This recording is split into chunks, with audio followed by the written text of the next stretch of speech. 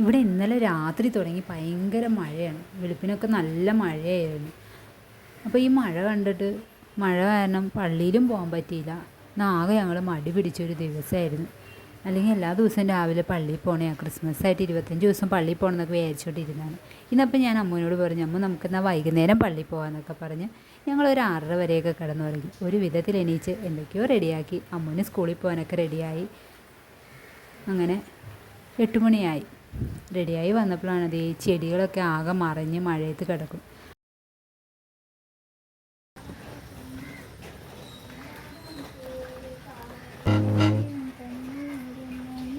കൊടയെടുത്താ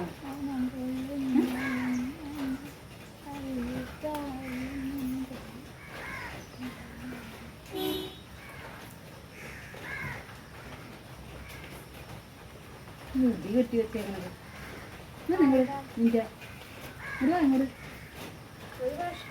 പിന്നെ ആകെ